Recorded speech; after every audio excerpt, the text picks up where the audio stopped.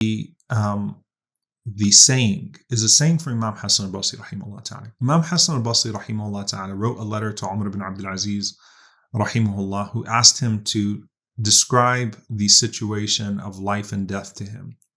Give him a few words that would help him understand the reality of life.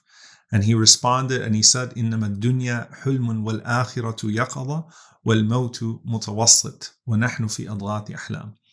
He said that life is but a dream, the hereafter is where we are awake, and death is the transition between them. And so life is the dream, the hereafter is where we truly live, where we truly are awake, and death is a transition between them, and we are in a deep sleep. We are in a deep sleep.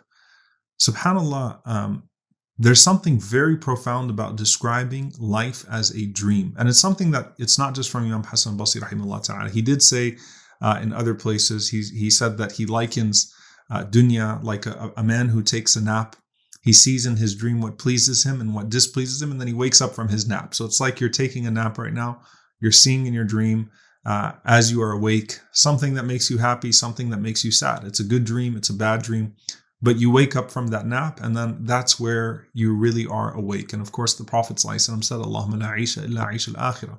Oh Allah, there is no life except for the life of the hereafter. So many different sayings to the effect that life is a mirage, life is a dream. And true life begins after we leave this dunya, after we leave this world. I want you to actually think about what the consequences of that are if you approach life in that way. Allah subhanahu wa ta'ala in Surah Al-Mulk, الَّذِي خَلَقَ الْمَوْتَ وَالْحَيَاةَ. Allah subhanahu wa ta'ala mentions the one who created death and life. And he begins from the point of death because not existing in this dunya is the default. It's actually the default. The majority of our individual and collective existence is not in this world. It's not in this world. And so you start from the point of, I existed prior to this dunya, I took shape in this dunya, and I will exist after this dunya, right? I will move on after this world. You start from that default. You start from that place of transition, of a dream, and of real life beginning after this life. And that does a few things to you. Now, first of all, it's important to mention that this dunya, this dream, has consequences. It's a test. لِيَبْلُوَكُمْ أَيُّكُمْ أَحْسَنُ عَمَلًا. It's so that we can be tested, right? And we have to do in this life what will lead to an eternal life of happiness, an eternal existence of happiness. And so you only have one shot in this life to do what will foster better circumstances for you in the next life, which is true life, right? That's something that is very important to understand. So it's not a dream in that we don't take it seriously. It's a dream in regards to its temporary nature. Now, why is that so significant? Have you ever actually been in a dream and known that you were in a dream? You know, I can relate to a few of those experiences, or I can remember a few of those times where I was in a dream, and in the midst of that dream, I realized I was dreaming, right?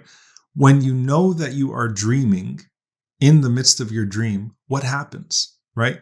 You're not as saddened by the things that happen to you then. You're not as excited about certain things that are happening because you realize it's a dream. And so you are tempered in that regard. And in this dunya, once we realize it is a dream, it's a mirage, it passes by so quickly. And we will see in it what pleases us and what displeases us. But you know that it is going to come to an end, and you know that eventually you're going to wake up, then that allows you to always keep things in perspective, And the Prophet ﷺ, what would he say to the companions when he would tell the companions that you're going to see very difficult days? He would tell them, be patient until you meet me. Be patient until you meet me, right? So look, you're going to wake up. You're going to come out of this dream. And this dream has consequences. So make sure that you do what you need to do in this dream, in this short time that you are here. And also don't become a nightmare to someone else. That's not what you want, because inna dhulma oppression is dhulumat, is darkness upon darkness upon darkness on the day of judgment. So if you become someone else's nightmare in this life, then you will live a true nightmare on the day of judgment in the hereafter. May Allah subhanahu wa ta'ala protect us from